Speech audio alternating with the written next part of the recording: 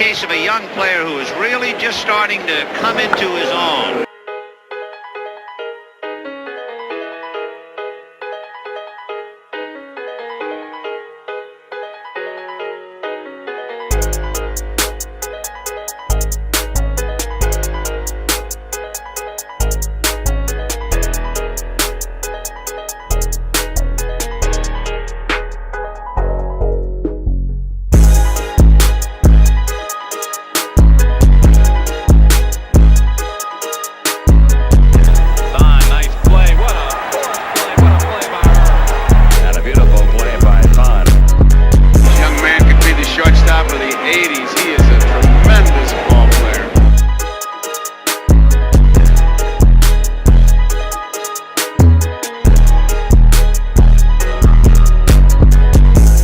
Electo al Salón de la Fama del Béisbol Profesional Puertorriqueño, Dickie Thon.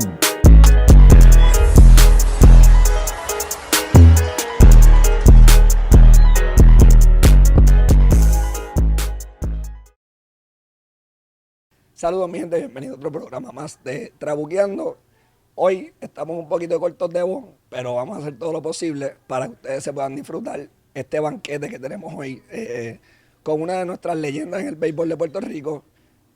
Hoy hablamos, los señores están de moda. Tenemos un Paquito Lindor, tenemos un Carlos Correa, un Javier Baez. Pero antes de esos tres caballetes, nos representó con mucho orgullo en la Grandes Ligas el señor Dickie Thon. Saludos, Dickie, bienvenido. Saludos, un placer estar contigo aquí hoy y bien contento de poder hablar sobre la carrera que tuve en las Grandes Ligas. Brutal. Siéntense cómodos. Vamos a empezar ahora. Nos encontramos directamente desde el restaurante KGB Dorado, que nos abrieron las puertas para tener esta conversación. Así que, Dickie, que tú tienes una historia bien, bien especial, porque tuviste 15 años en las Grandes Ligas, pero tuviste altas y bajas. Pero antes de tú ser Grandes Ligas, tú vienes de una familia que tiene ya la genética atlética encima. Tu papá jugó béisbol, tu abuelo jugó béisbol. Háblame un poquito de, ¿verdad?, de tú como niño, viendo a tu abuelo, a tu papá en este ambiente y cómo eso dictó, como que dice, el resto de tu carrera. Sí, yo tuve la dicha de que mi abuelo jugó profesional en Puerto Rico por 10 años, en los años 40 y 50. Y yo crecí en una familia que se hablaba todo el tiempo de béisbol. Ya a los 5 años ya yo estaba practicando el béisbol en el Sisto Escobar con compañeros de mi abuelo que eran profesionales. Y eso me ayudó un montón porque yo estaba bien preparado para la competencia que uno iba a recibir en los Estados Unidos. O sea que crecí en ese ambiente. En esa época, específicamente de tu abuelo, en ese momento histórico en Puerto Rico, venían muchos jugadores del Negro League, de la Liga de los Negros.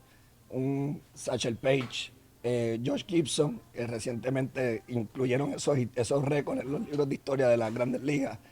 ¿Qué historia o anécdota tienes sobre esa época de esos jugadores que tu abuelo te haya contado? Sí, no, yo los conocí personalmente, a Joshua Gibson, conocí a Satchel Paige, conocí a Monty Irving, y lo que me acuerdo eran individuos, porque para aquel tiempo no jugaba muchos otros deportes, sino que el deporte del béisbol atraía a muchos jugadores negros.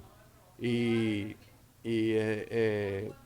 me impresionaba mucho la fortaleza que tenían esos peloteros y la calidad de pelota era excepcional. Así que yo tuve esa suerte de poderlos conocer y verlos. Satchel Paige fue novato del año a los 42 años. Que esos lo vemos ahora con los japoneses cuando vienen a Estados Unidos, que son novatos, pero en realidad son unos veteranos.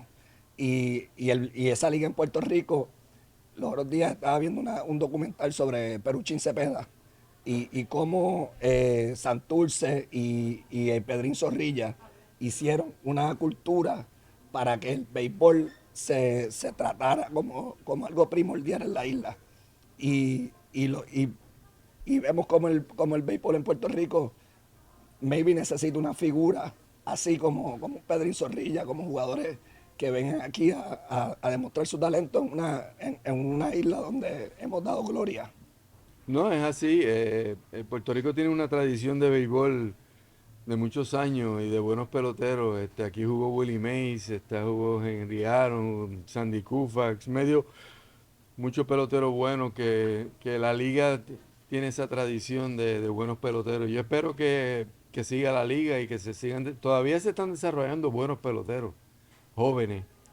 Puerto Rico tiene mucho talento y yo espero que siga la liga y que sigan produciendo esos peloteros.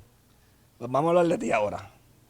Estudiaste en San Antonio de Río Piedras. Un saludo a toda la gente de San Antonio que conozco mucho.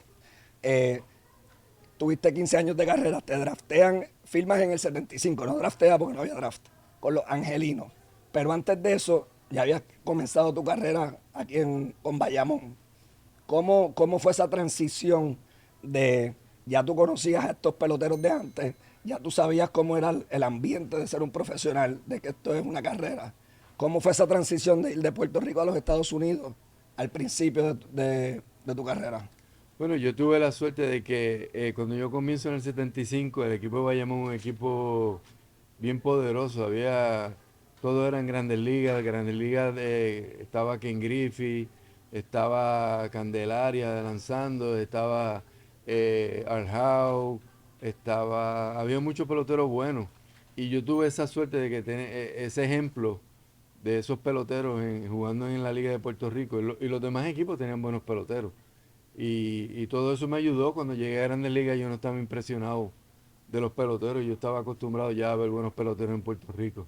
Cuando tú empezaste a jugar béisbol, ¿siempre fuiste shortstop o fue algo que te cayó, como que te identificaste más en esa posición? Pues fíjate, mi papá, nosotros somos 4 en mi casa, 4 varones, y los 4 jugábamos béisbol. Entonces, siempre jugábamos las categorías en Puerto Rico, pero en Puerto Rico había muchos peloteros buenos, que yo a veces jugaba segunda base, a veces jugaba campo corto.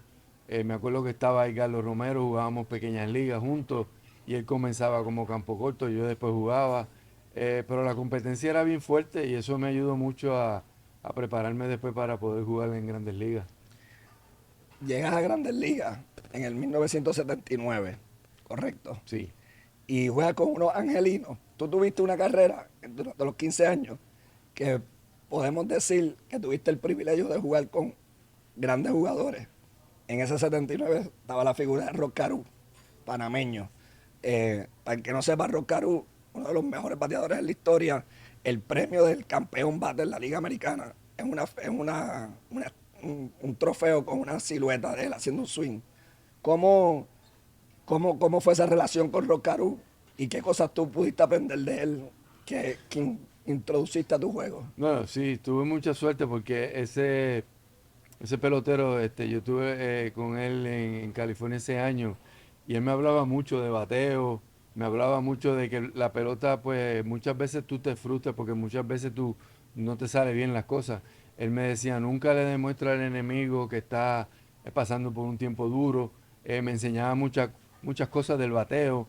Además de eso estaba Nolan Ryan, que tuve la suerte de jugar. Estaba Don Baylor, estaba Joe Rudy, estaba Freddy Pate, Berto Campaneri. Era un equipo bien bueno y yo jovencito, pues yo cogí muchas ideas de ellos y me ayudó muchísimo.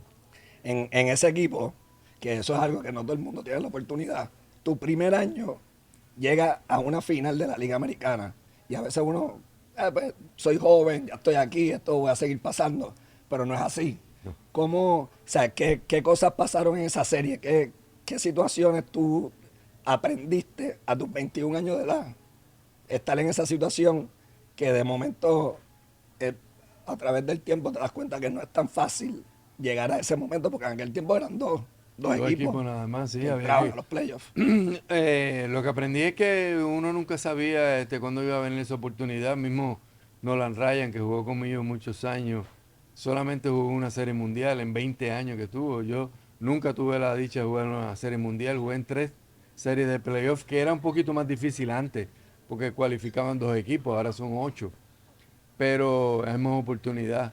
Lo que aprendí es que había que trabajar fuerte para poder conseguir. Y fíjate, con Houston tuve la dicha de poder jugar 2 playoffs que perdimos, pero esos equipos ganaron la Serie Mundial y fue buena experiencia. Como mencionaste a Nolan Ryan, uno de los mejores lanzadores, y como tú dices, nunca tuvo la oportunidad de ganar un campeonato. Tampoco ganó un Cy Young, que eso es algo que me vuela la cabeza todavía.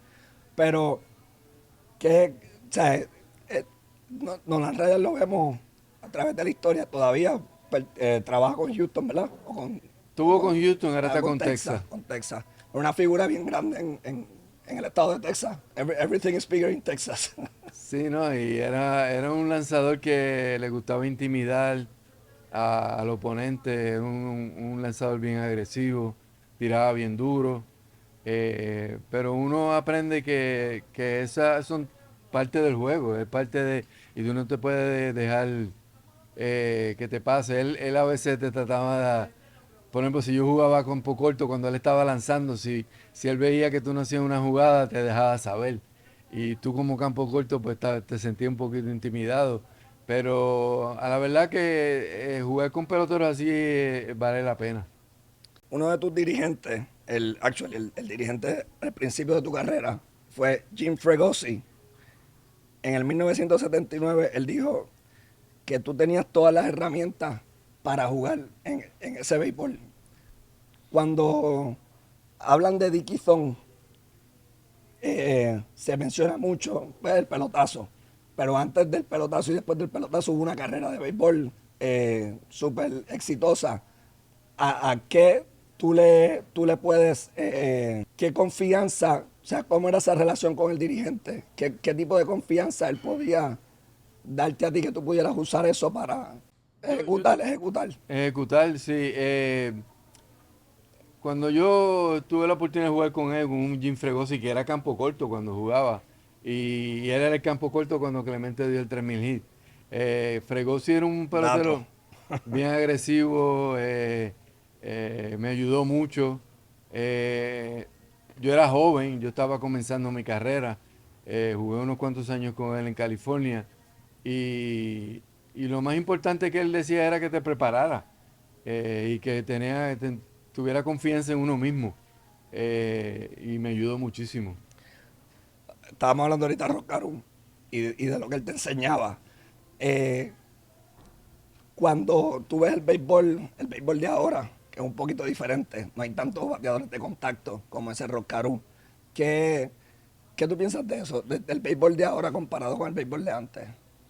Bueno, el béisbol de ahora se ha convertido más en tratar de dar jonrones, no batear el promedio. El pelotero es más fuerte, está más preparado físicamente. El juego de nosotros era más de desarrollo de destreza. Había que fildear bien, había que correr bien, había que tocar bien. Ahora es básicamente casi todos están tratando de dar jonrones. Por eso que tuve tanto ponche y tanto promedio bajito. Y eso se debe a la filosofía que hay ahora en Grandes Ligas. Que a mí en verdad no me gusta más el juego combinado antes de que fuerza, bateador. No todo el mundo puede batear con fuerza. Hay ciertos bateadores que tienen que saber cómo batear a su capacidad. Y eso es lo que no me gusta de la pelota de ahora. Hablando de batear, tú nada más bateaste en el 80, estabas bateando 394 en las menores. Y te llamaron a subir y te vas de 5-5. ¿Cómo fue ese primer día? No, ese no fue el primer día, pero ese primer día en el 80, que subes a la Grande Liga, te vas de 5-5. Probablemente no hay una mejor sensación que esa, a menos que sea dar un jonrón para ganar una Serie Mundial. ¿Cómo te sentiste bateando de 5-5 en ese primer día? Bueno, yo me sentía porque venía de haber bateado en Puerto Rico también en campeón bate y yo me sentía bien preparado para jugar en Grandes Ligas. Lo que pasa es que había un Campaneri, había un Freddy Pate que estaban establecidos ya en Grandes Ligas y yo tuve que esperar mi oportunidad. Pero yo aproveché mi oportunidad cuando me la dieron y estaba preparado y eso fue lo que me ayudó. La Liga de Puerto Rico me ayudó muchísimo porque los peloteros que yo veía aquí los veía en Grandes Ligas y eso me ayudó a poder competir con ellos. Después de que estás en Anaheim, te cambian a Houston, donde ahí fue que explotaste como jugador, te das a conocer, haces tu primer All-Star. Cuando te da la noticia del cambio, ¿cómo tú asimilas eso para no sentirte que te están botando de un lado, pero verlo de la manera que esta gente me quiso traer acá a darme tiempo de juego? ¿Cómo fue esa transición para aquellos tiempos? Primero, ¿cómo te enteraste del cambio? Bueno, Porque ahora cuando- se enteran en las redes. Para ese tiempo no había tantas redes sociales y tú te enterabas en el parque cuando llegabas al parque, te lo dejaban saber. Eh, yo me lo esperaba porque ellos acababan de firmar a Rick Burleson, que era un campo corto buenísimo de Boston. Y yo era jovencito, yo tenía 21, 22 años. Yo me esperaba que me iba a cambiar. Fíjate, me cambiaron para los Mets primero, antes de cambiarme para Houston. Pero la dueña de los Mets no me conocía y no sabía me habían cambiado por un lanzador que estaba establecido y ella vetó el cambio.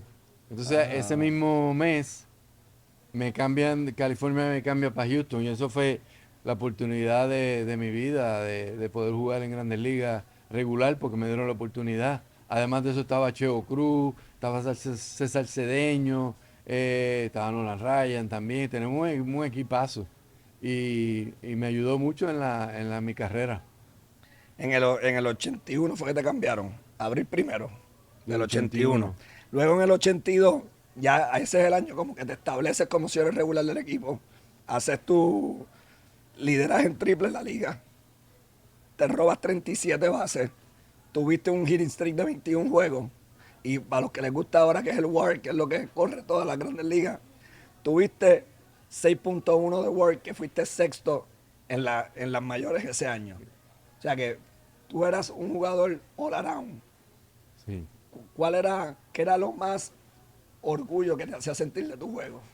Yo siempre traté de jugar la pelota, jugarla en todas las facetas del juego correctamente, correr bien las bases, batear con fuerza, batear con gente en base, llegar a la base cuando tengo que llegar a la base, jugar buena defensa. Y eso pues yo lo practicaba mucho en Puerto Rico y me ayudó mucho en Estados Unidos porque yo me consideraba un pelotero completo, o sea, que hacía todo para tratar de ayudar al equipo y eso fue lo que me ayudó. Al año próximo, te dije que fuiste sexto en WAR en el 82, en el 83, en el 84, no, en el 83. 82. En el 83 lidera la liga en WAR. No sé si lo sabías. Sí, lo sabía. Lo sabía. Con 7.4. O sea que, para los que sepan ahora dicen que si tú lideras en WAR, pues debes ser un candidato a MVP. So, Sí. estamos hablando aquí con uno de los caballetes, para que sepan. Bateaste 2.86, te fuiste séptimo en la votación del MVP y te ganas tu primer Silver Slugger y haces tu primer juego de estrella, que diste hit, ¿verdad? En el juego de estrella. Sí, primer turno. ¿Cómo fue cuando llegas al juego de estrella y ves ese clubhouse y dices, coño, llegué, lo hice? No, y cuando llego al clubhouse, primero veo a Willie Mays sentado allí y ese era uno de mis ídolos. Entonces veo a Orlando Cepeda, veo a Ernie Banks, veo a un montón de peloteros, a Johnny Bench, Pete Rose, y esos eran ídolos de nosotros cuando éramos muchachos.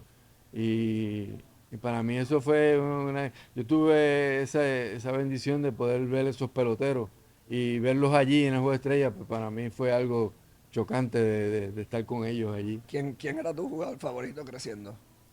Roberto Clemente era mi favorito, yo lo seguía, yo me crié en San Antonio, él vivía cerca de San Antonio, lo veía mucho, lo vi jugar mucho y para nosotros fue un gran ejemplo, porque Clemente jugaba de una manera que siempre jugaba fuerte, tú sabes, tú lo veías él jugando y nosotros veíamos eso y tratábamos de emular la manera que él jugaba.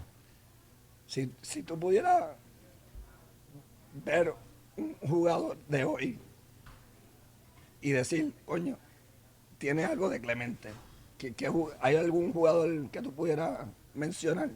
Bien difícil, Para los porque que no tuvimos la oportunidad de verlo de verdad. sí, Clemente era tan especial que Clemente era una cosa especial jugando a la pelota, jugaba con mucho ánimo, tenía un brazo potente, bateaba con promedio, bateaba jonrones.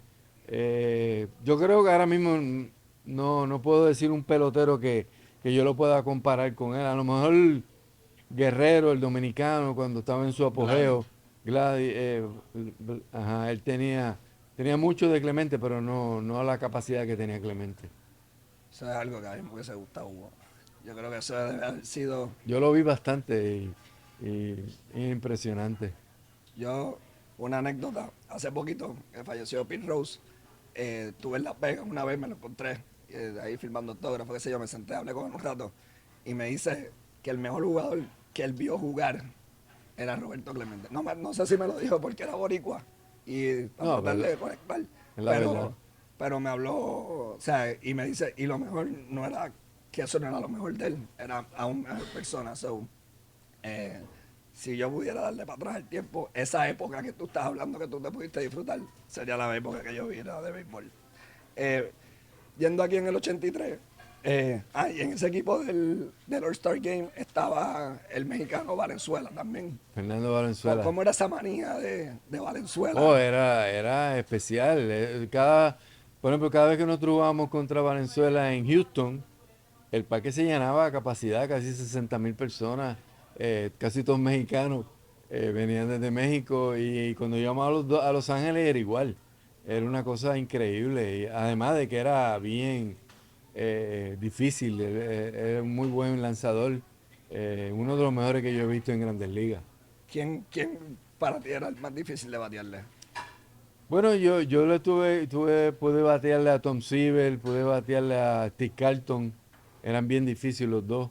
Eran lanzadores de los 70, pero jugaron hasta los 80 y eran muy buenos. Dwight Gooden cuando subió era muy bueno. Eh, y Valenzuela, claro, Valenzuela cuando estaba en su apogeo. En, Luego en el 84 es que pues, sufres el accidente, pero antes de eso vamos a darle un poquito para atrás, porque tengo aquí en mis notas que en el 79, en el 70, espérate, en el 78, tu hermano Frankie también tuvo un accidente en el ojo, un bolazo en el ojo. Tú recibes ese bolazo en el 84, ¿cómo Frankie te pudo ayudar basado en su experiencia de cómo seguir? Porque después de eso te retiras en el 93, solo le sacaste 9, 10 años más al béisbol. Él tuvo un accidente que pasa mucho en la pelota, muchos bolazos, que pasa un accidente de esos que uno no se imagina. Pero lo que yo vi en él fue que su determinación, él trató y siguió en lo más que pudo y me dio un buen ejemplo para yo seguir, porque el bolazo que yo tuve, pues tuve problemas con la vista y, se me hizo difícil jugar la pelota al nivel que yo quería jugar. ¿Cómo, esto es lo que a mí me vuela un poquito la cabeza, cómo tú puedes, después de haber recibido ese bolazo, en el 86, 87, 88, o sea, en el 89 bateas 271, lideras la liga en jonrones como campo corto, o sea, el campo corto con más jonrones en la liga. Y uno va para atrás al 84 y ve esa situación, el ojo, que para colmo es el ojo de al frente, no es el ojo de atrás. O sea, qué tipo de ajuste tú tuviste que hacer para poderte mantener siendo un jugador de, ¿verdad? Above average. Sí, me ayudó mucho. Fíjate, yo tuve la oportunidad de jugar con Roberto Alomar en San Diego y el papá Santos Alomar era uno de los instructores de bateo y él me sugirió, como hizo Roberto Clemente, que Clemente cuando empezó a jugar en Grandes Ligas, él bateaba cerca del home y le tiraba mucho adentro y él le daba problemas. Y Santos me dice, sepárate del home, porque yo tenía la tendencia, yo tenía los brazos no muy largos, me gustaba que me tiraran para adentro, o sea que yo me metía cerca del home y esa era mi fuerza, pero cuando me daba el bolazo no veía esa bola bien, así que aprendí a bater más para el right field y separándome del home, y eso me lo aconsejó Santos Alomar y me ayudó un montón porque yo antes de eso tenía problemas, no veía la bola bien y duré 10 años jugando en la Grandes Ligas con esa lesión, pero me ayudó eso. Y yendo otra vez al 84, un poquito para atrás, cuando sucede eso, recibe el bolazo, cae al piso, me imagino que pasaron 10.000 pensamientos por tu cabeza. ¿Qué es lo más que recuerdas de ese momento? Fíjate, lo más que recuerdo es que yo miraba para arriba y no veía. Y dije, "Ah, pues voy a tener problemas porque si tú no ves la bola en la pelota, pues no vas a poder jugar". Y se fue mejorando poco a poco, pero llegó al nivel porque es que yo tengo como un tajo en la retina que no me deja que la luz pase. Y ese canto pues me evita que yo pueda ver esa área. Pero yo veía alrededor. Entonces yo lo que hacía es que buscaba la manera de ver algo de la bola. Y como yo había jugado tantos años en Puerto Rico, pues eso me ayudó mucho a poder ajustarme a la lesión. Tengo aquí, dentro de las cosas que tengo aquí apuntadas, eh, eso, cuando recibes el bolazo, tengo aquí que tu cuñada forzaste un parto Así. del estrés y del susto, me imagino. Sí, no, y el nene ahora es uno de los ejecutivos del equipo de Seattle en Grandes Ligas, que ese muchacho nació en la pelota y la mamá, pues la mamá se dio a luz yo creo que fue el día o el día siguiente que me dio el bolazo. Eh, pero es algo que pasó y es gracioso porque ahora él está en la pelota. Eso está cool. Y, ok, viene, ¿qué, cómo tú, o sea, la palabra miedo, porque te tienes que volver a parar con play, y mencionaste a Tom Seaver, mencionaste a Valenzuela, mencionaste a Nolan Ryan, son tipos que no te van a tirar para que toma batea. O sea, Pero, como número uno, dejas el miedo al lado y, y cómo fue el mindset para no olvidarte de eso, pero no tenerlo presente cada vez que te metías en la caja de bateo. sí, no, pero lo gracioso es que el primer turno que yo cojo en Estados Unidos, porque en Puerto Rico yo di un jonrón, primer turno que cojo después que me da el bolazo. Pero en Estados Unidos, el primer turno que yo cojo, tratando de volver a las Grandes Ligas, me da un bolazo en la cabeza. El primer turno, primer lanzamiento. Era un americano que medía como 6'8", enorme, y tiraba duro, pero yo siempre me gustaba batear, a mí me gustaba batear y yo me paraba cerca del home, porque eso era donde yo tenía más fuerza. Y nunca tuve miedo, o sea, nunca tuve miedo, por eso pude jugar 10 años. Después de eso, yo crecí en la pelota, jugué pelota desde que era niño, me dieron muchos bolazos. eh, para mí era parte del juego. Y eso me ayudó mucho porque si tú tienes miedo, tú no puedes batear, entonces, porque tú te sales y no te puedes salir, tú tienes que quedarte ahí. No hay manera. No, Una de las cosas que tú dijiste cuando estabas haciendo ¿verdad? Regresando a jugar, tú dijiste, I feel for my brother, I feel him in me. He never had a chance to play in the majors, I have to come back for him. O sea que por eso menciono el bolazo de tu hermano, porque tú tenías una deuda, como quien dice, que tú mismo te la creaste porque tú lo tenías que hacer. De hacerlo no solamente por ti, sino también por tu hermano, por tu familia. ¿Cómo tu familia jugó un papel ahí dentro de ese proceso de recuperación y de que no te quites, hay que seguir para adelante? sí, porque tú sabes, siempre yo pensé mucho en mi hermano, porque mi hermano era un prospecto bien bueno en Puerto Rico, era un bateador fuerte, tenía mucha habilidad filiando, joven. Cuando tiene ese accidente, pues él sufrió y no pudo jugar más. Y para mí, pues me sentía mal que él no pudiera haber jugado en las Grandes Ligas. Y la familia mía, pues la familia mía es deportista, pelotero, mi abuelo. Y una de las cosas que siempre me ayudó a seguir era que él nos decía, mi abuelo nos decía, no puedes cogerte pena. En ningún pitcher de eso te va a coger pena. Tú tienes que ser agresivo, tienes que jugar fuerte. Y eso me ayudó, o sea, en mi crianza. Y haber jugado tanto pelota en Puerto Rico, uno aprende cosas que hacer para poder sobreponer la lesión. Y por eso pues pude durar 10 años después del bolazo. Como, cosas como que, por ejemplo, Bueno, una de las cosas que yo hacía era que aprendí a batear para el otro lado. A mí no me gustaba batear para el otro lado, me gustaba batear para el left field. Y, y una de las cosas que yo hacía también es que yo, a veces en la práctica de bateo, yo me obligaba a que me dieran un bolazo. Porque así yo sabía que no me iba a molestar. Y lo hacía, y me acuerdo de Roscarú, jugando con él y aprendiendo a batear, me decía, tú no puedes cogerle miedo a la bola, tú tienes que quedarte ahí, ese área es tuya. Y esas cosas me ayudaron, porque jugar con un ojo en Grandes Ligas no era No, fácil. no. No. Es con dos y es difícil. Y cuando era difícil, y En, en ese equipo de Houston, mencionaste que cuando llegas ahí, Tacheo Cruz, ¿cómo fue ¿cómo se llama esto? Camaraderie en el clubhouse, jugando con un puertorriqueño por primera vez en Grandes Ligas? Cuando mueves a Houston. sí, con un puertorriqueño, porque en California no habían. Cuando llego a Houston, y más Cheo, que era una estrella, tuve esa suerte de que cuando llego, Cheo me ayudó mucho, me aconsejaba mucho cómo batear. El parque de Houston es un parque bien grande, oscuro, se bateaba diferente. Y tuve esa suerte de jugar con César Cedeño, con Nolan Ryan, con Joaquín Andújar.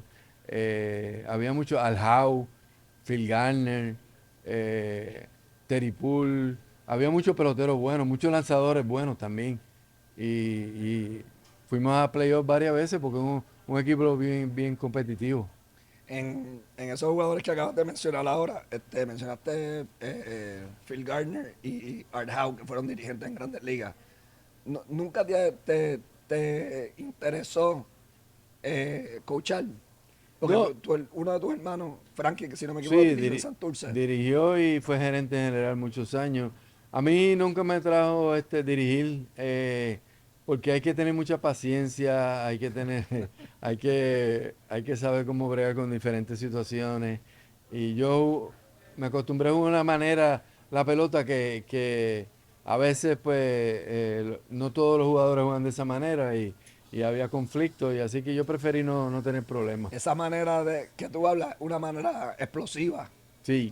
caribeña, Fuerte, correr fuerte, hacerlo doble play, romperlo, En aquellos el tiempos. catcher si se te mete en el medio, llevártelo por el medio. Era una pelota más ruda que la que es ahora. ¿Te gustaba más así que ahora? Me gustaba más así que ahora. Sí.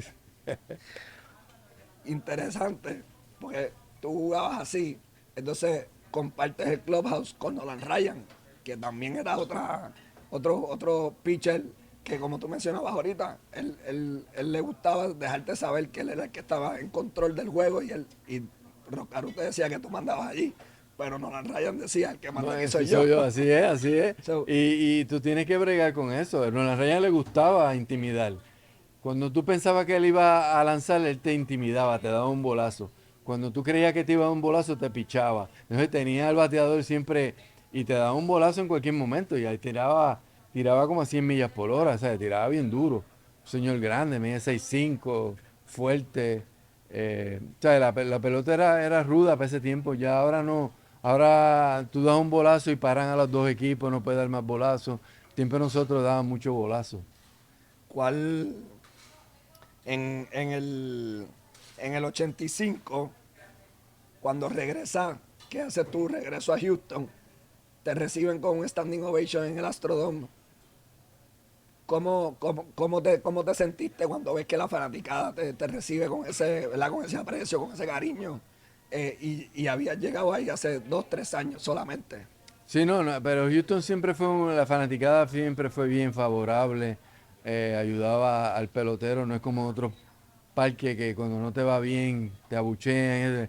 El fanático de Houston es bien consistente, y después de que tú juegues la pelota dura, a ellos no les importaba. Y ellos siempre, yo le tenía un cariño especial a los fanáticos de Houston, son muy buenos fanáticos. De las franquicias que jugaste, tú jugaste con Anaheim, o los Angels, Philly, Astro, Texas, San Diego, ¿verdad? Sí. De esas 5, ¿tú crees que Houston era Sí, Houston la era top? la principal, y fue la donde más jugué 7 años, y allí crecieron mis hijos, tenía mi casa, allí los fanáticos siempre se acuerdan. Eh, la ciudad de Houston a mí me gusta mucho. ¿Viajas mucho a ver juegos de los Astros? Sí, todavía voy, participo de actividades, siempre hay actividades con los peloteros y siempre voy allá. Y ¿Te mantienes envuelto con el equipo? sí, En el 86 regresa a una final de una liga con los Astros y te enfrentas al equipo que te había cogido el cambio pero lo vetaron. Te ganaron la serie pero le diste un ron. ¿Cómo fue esa experiencia en esa serie? Perdieron 4-2. Otra vez estuviste a la puerta de tocar la Serie Mundial. ¿Cómo fue esa sensación jugando en esa serie? esa serie fue bien fuerte porque el equipo de los Mets tenía un gran equipo. Buden. Y Gooden, tenían a Sid Fernández, tenían a varios lanzadores bien buenos y el equipo era un equipazo. Strawberry, estaba Keith Hernández, estaba Mitchell, estaba Gary Carter. Tenían un tremendo equipo y nosotros sabíamos que la serie iba a ser bien fuerte. Pero el equipo de nosotros batalló, pero nos quedamos cortos y no pudimos ir a la Serie Mundial. ¿Te gozaste el ron? Sí, siempre, siempre. Luego de eso, en el 87, tuviste una situación que abandonaste el sprint training y hubo unas multas y unas cosas. Habla un poquito sobre lo que pasó ahí. Lo que pasó ayer era que yo estaba teniendo problemas con la vista y estaba con una situación de que no sabía si descansar, si seguir trabajando. Yo abandono el sprint training porque no me veía bien la bola, me sentía bien. Y esas cosas pues no pasan mucho en las Grandes Ligas. Y tuve problemas con el equipo ese año. Pero fueron cosas que pasaron porque uno estaba aprendiendo sobre la situación, pero allí siempre me trataron bien.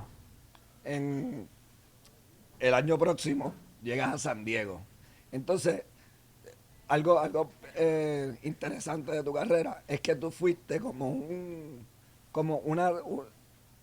ese Big Brother para toda la cuna de jugadores que salieron en los 90. Roberto, tú jugaste con Lalomar a los 20 años, jugaste con Benito Santiago después de su año de novato, jugaste ahí también con Sandy Alomar, con Joey Cora, Carlos Baez que estaba en las menores, llegas después a Texas, juegas con Iván Rodríguez, con Igor González, Rubén Sierra, sus años joven y que fueron la época dorada. El béisbol que yo crecí viendo, pues fueron con estos jugadores. Tú eras el veterano. ¿Qué tú veías? Tengo un montón de preguntas aquí. ¿Qué tú veías en ellos? A ellos siendo chamaquitos y después verlos a través de su carrera convertirse en Hall of Famer, muchos de ellos. Bueno, lo que yo vi es que tenían un talento especial.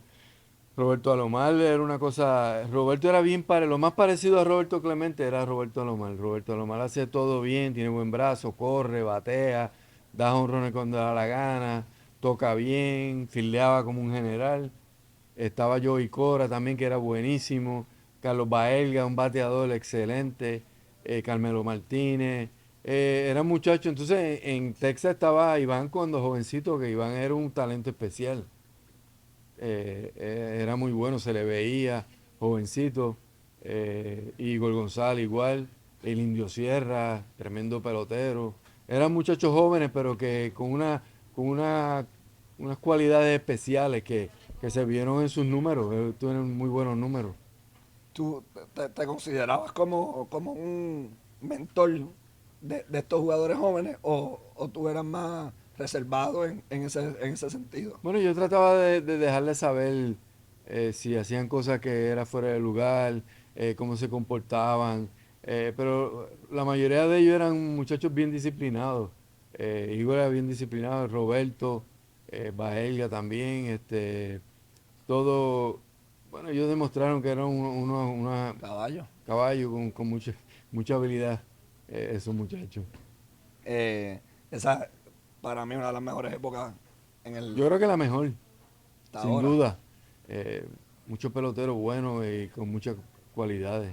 En ese equipo que no lo hemos mencionado todavía, estaba el otro campeón bate, porque hay dos premios campeón bate, Liga Americana y Liga Nacional. La Liga Americana es un trofeo en figura de Rock Caru en la Liga Nacional es un trofeo en la figura de Tony Gwynn, que también tuviste la oportunidad de jugar con él.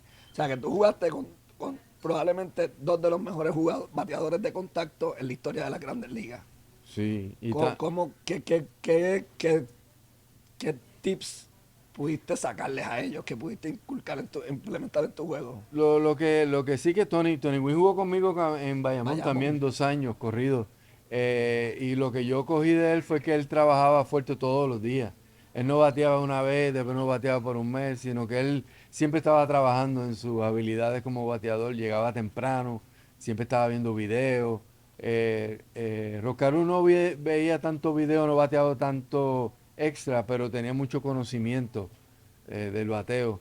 Pero Tony Gwynn y Roscarú fueron dos peloteros especiales.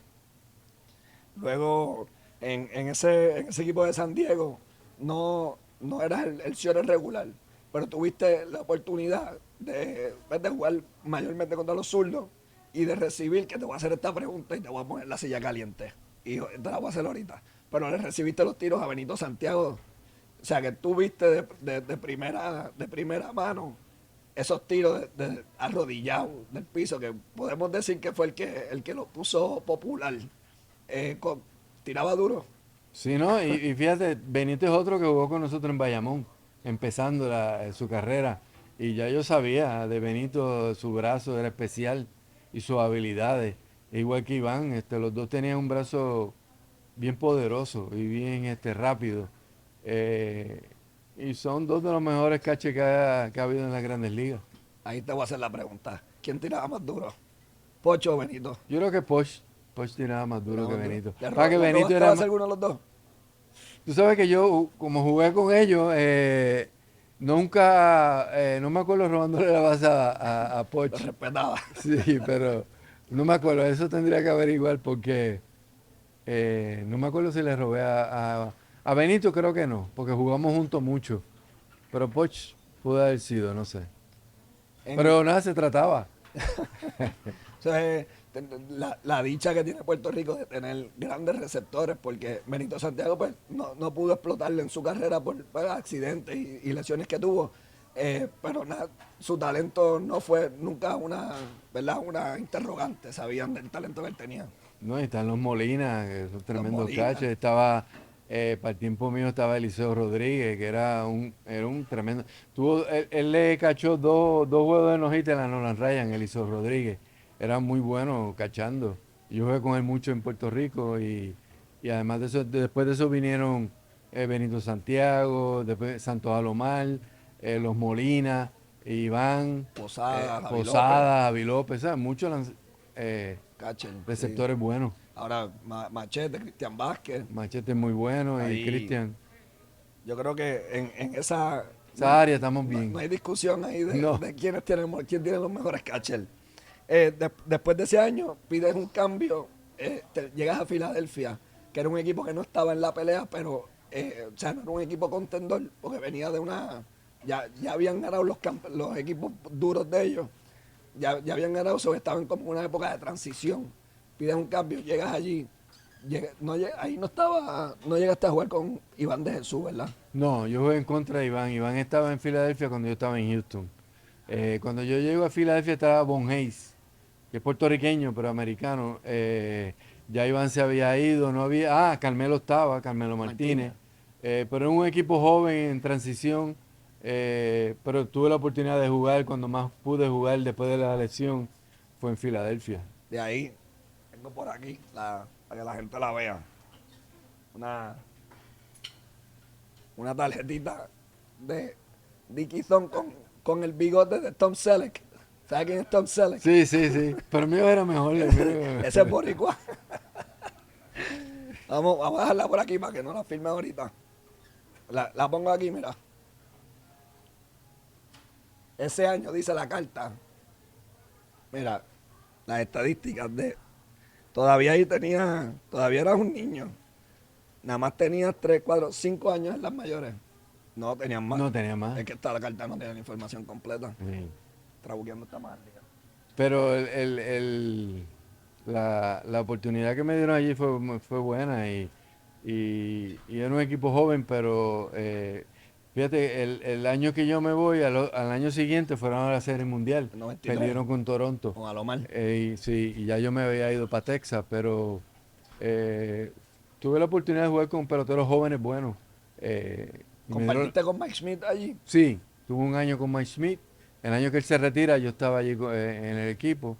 Y eh, la mayoría de los jugadores ya veteranos se habían ido, pero era un equipo joven. En el 90, ese es el año que lidera la liga. En jonrones entre la Liga Nacional, entre todos los campos cortos. Y en empujadas también. Empujé 60 y ese año fue el líder entre todos los campos cortos de la Liga Porque Nacional. en la época en que tú jugabas, los Ciores, al igual que podemos decir que los catchers, no se esperaba que fuese una figura importante dentro de un line-up ofensivo. Sí. Era más cuestión, coge la bola, hazme la jugada de Hazlo rutina out. y dame esa estabilidad en la línea central. Ahora vemos más jugadores que dan 40, 50 Más honrones fuertes, jugando sí. desde el Ciores. ¿Por qué tú crees que eso cambia? Obviamente, antes de eso, Ernie Banks ya había pasado, pero no eran muchos los que estaban ahí No, haciendo eso. el pelotero ahora es mucho más fuerte, más grande, se entrena más. Cuando nosotros empezábamos, el campo corto no se esperaba que diera jonrones, sino que fildiera bien. Los coaches no les gustaba que tú hicieras pesas, que te pusieras más grande. La pelota era diferente, los campos cortos no. Ahora, después de los 80 y pico, empezaron a crecer más los bateadores, más fuertes, entrenaban más. Y ahora un Carlos Correa pesa 230, 240. Yo pesaba 175 libras. Tranquilo. Lindor, un muchacho fuerte. O sea, son entrenados diferentes. Ese año te da la oportunidad de firmar tu primer millón, Sí. 1.1 millón de dólares, la próxima temporada. ¿Qué te gustó más? ¿Qué te dio mejor sensación? ¿Llegar al juego estrella o firmar tu primer contrato de $1 millón? Cuando vi el cheque de 1 millón. Por si había duda.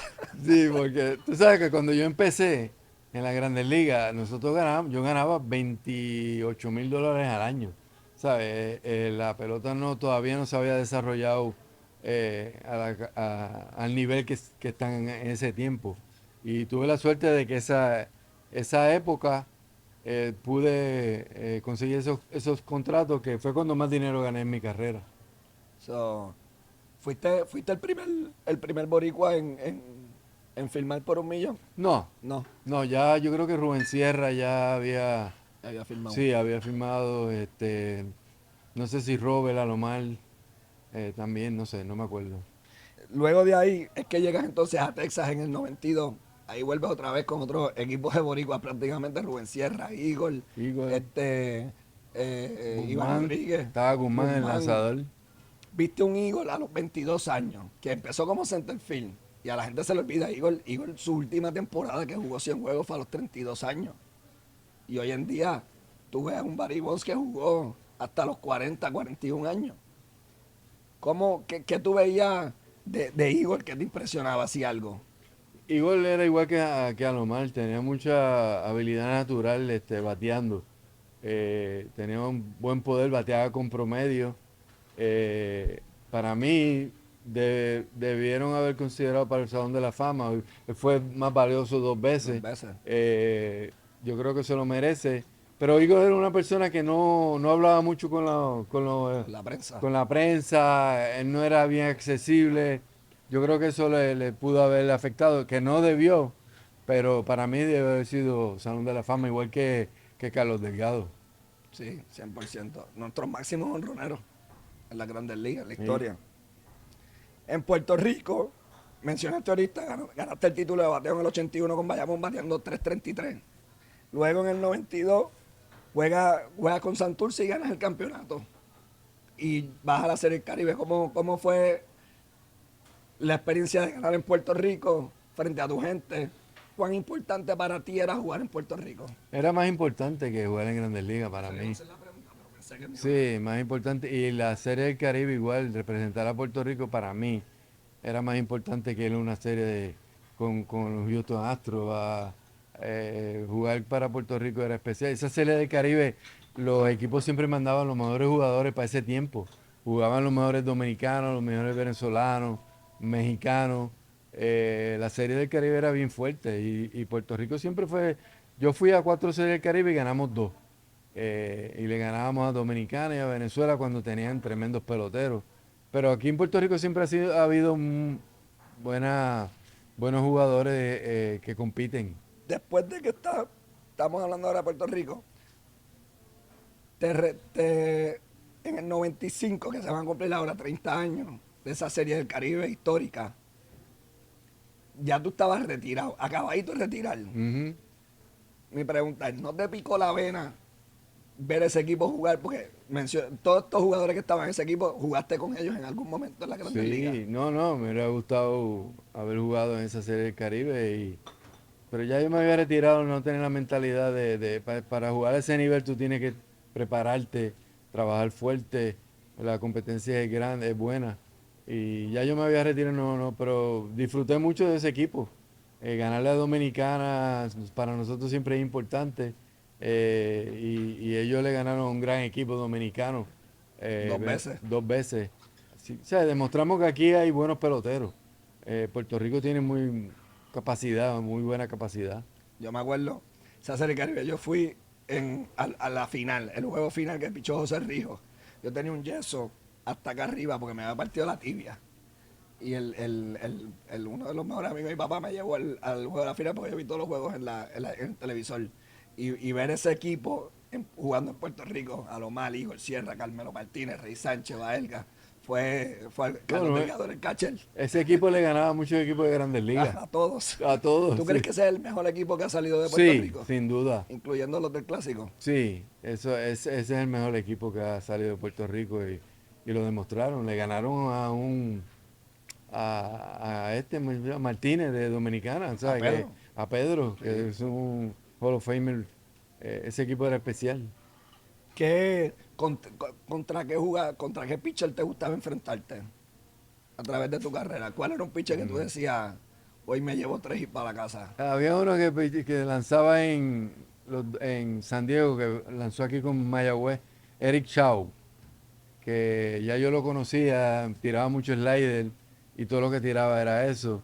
Y le bateaba bien siempre que lo veía, pues yo estaba contento de verlo porque siempre le bateaba. Lo saludabas antes Sí, de juego. le mandaba un carro para buscarlo para que fuera al parque. Ay, ay, ay. Durante tu carrera, muchos momentos importantes. ¿Cuál tú dirías que para ti fue la cúspide, el momento cúspide de tus 15 años de carrera? O más, porque vamos a contar los 4 de acá. No, ir al Juego de Estrellas y sentarme con Orlando Cepeda. Ellos siempre tienen como una comida especial para todos los peloteros y yo estaba con Orlando Cepeda, que era uno de mis ídolos, y ver todos esos peloteros ahí, ese Juego de Estrellas fue especial. Orlando Cepeda, que de hecho falleció hace poquito, fue uno de los mejores jugadores. Jugó en Santurce en la época que estábamos hablando ahorita. Cepeda y Clemente, tuviste la oportunidad de compartir con ellos porque ellos eran bien close. Yo no pude compartir con Clemente tanto, pero con Cepeda sí. A Cepeda yo lo veía mucho, siempre me hablaba. Fue coach mío en Bayamón un año y tenía buena relación con él. Cuando jugábamos en San Francisco íbamos a la casa de él, pero con Clemente no tuve esa oportunidad. Pero con Cepeda sí, siempre nos hablaba de bateo, porque a él le encantaba batear. Y Clemente Cepeda siempre atendía a todo el mundo. Vamos a hacer un juego aquí.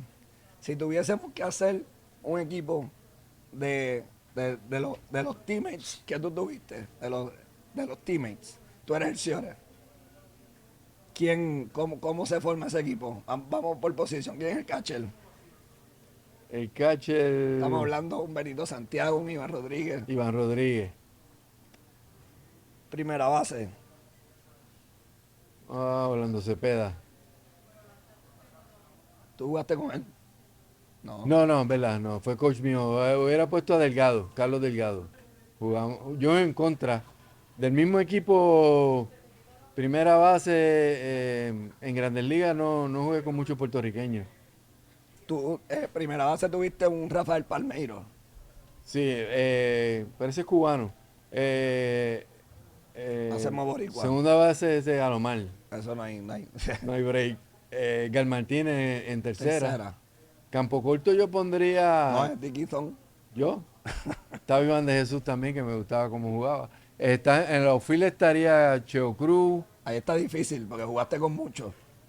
Igor, en right field, porque yo no jugué con Clemente. Y el Indio Sierra tendría que tenerlo en algún lado, porque él, o de designado o de outfield, porque el Indio bateaba un montón. Son un equipazo. Y buen equipo. Y tu lanzador, John Candelaria. me gusta esa, no la tenía. Sí. Tenía aquí entre Jaime Navarro o Ricky Bonet. No, John Candelaria.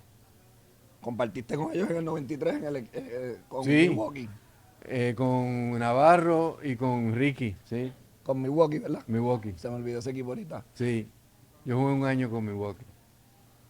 De todos esos jugadores, ¿cuál era la persona que más tú sentías apoyo, como tu teammate favorito? Cheo Cruz. Cheo Cruz fue el más que...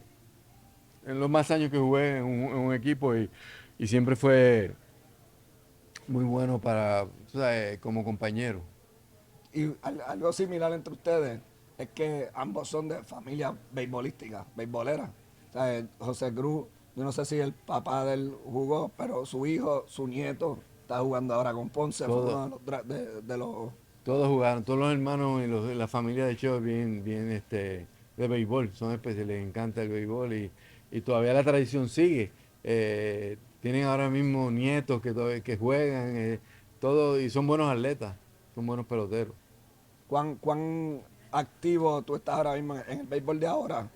¿Cuán envuelto estás? A mí me llaman a veces para actividades de Houston especialmente y voy, pero no estoy muy activo en estar trabajando para algún equipo. ¿Te gustaría? No, estás en tranquilo? verdad no me... ¿Prefieres ser Lolo o Dicky? Abuelo Lolo, abuelo, aquí en Puerto Rico.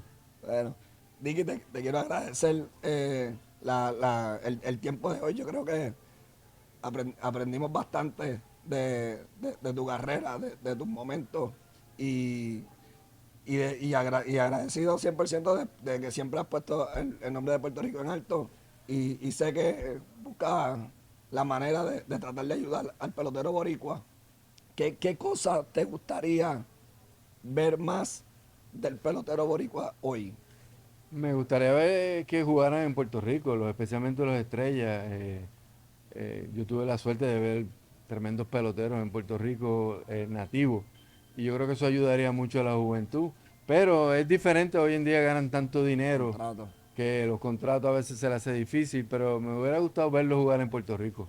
Yo creo que eso sería un palo. Los vamos a ver en el Clásico 2026, así sí. que denle para allá para Irán Bithorn y te agradezco nuevamente que estés aquí Con conmigo mucho hoy. gusto. Esperamos que no sea la última vez y podamos seguir hablando de vez en cuando estemos por aquí por el Seguro. área. Así que muchas gracias a todos ustedes por sintonizar. Dicky Zone en la casa en Trabuqueando. Gracias a la gente de KGB por recibirnos aquí en Dorado. Vengan para acá, tremenda comida, muy buena sangría y mira los guests que tienen. Lo pasamos leyenda. bien. Así que, muchas gracias.